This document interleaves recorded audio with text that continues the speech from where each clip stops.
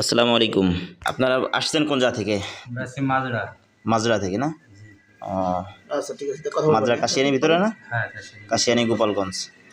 তো কি সমস্যা একটু বলেন।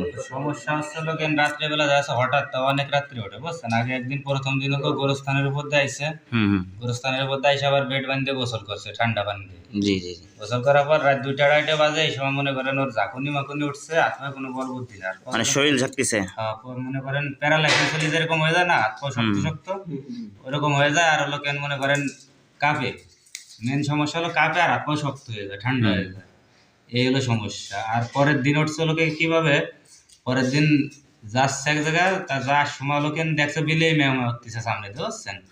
আসার সময় মনে করেন গবাত করে দেখা যায় পাততলে বিলেই, আর ওই শরীর দাঁড়াইছে বিলেই দৌড়ে চলে গেছে। ওই বিলাইটাই নাকি? বিলেই নাকি সেটা তো আর কইতেরি না, মানে বিলের মতন ক্যাচ ক্যাচ করে উঠছে বিলেই দূরে দেখছ হঠাৎ করে পান নিচে চলে ওই বিলে আমার ভাগ আছে। পরে মনে করেন ও বাসায় আইসেই মনে করেন 10-15 মিনিট পর আবার সেই একই অবস্থা, মনে করেন হাত পা পুরো ঠান্ডা হয়ে যায়, মুখ টুক ব্যাক হয়ে যায়, কথাবার্তা কইতে পারে না, এগুলো সমস্যা। প্রথম দিন যে সমস্যা হয়েছিল এটা কোন জায়গা থেকে হয়েছিল? ঢাকা থেকেই। ঢাকা থেকে আসার পথে নাকি? না আসার পথে না, ঢাকা বাসায় ঘুমানোর সময় রাত 2টা 2:30 বাজে এই সময়। আচ্ছা আচ্ছা আচ্ছা, ঠিক আছে ইনশাল্লাহ। তাহলে এটা কতদিন ধরে এই সমস্যাটা, কতদিন আগে এই ঘটনা ঘটছিল? 10-12 দিন হয়েছে, মানে 10-15 দিন হয়েছে। 10-15 দিন হয়েছে না? আচ্ছা আচ্ছা। এখন কি অবস্থা? তো এখন তোমার কি কি সমস্যা মনে হয় তোমার কাছে? এইটাই না?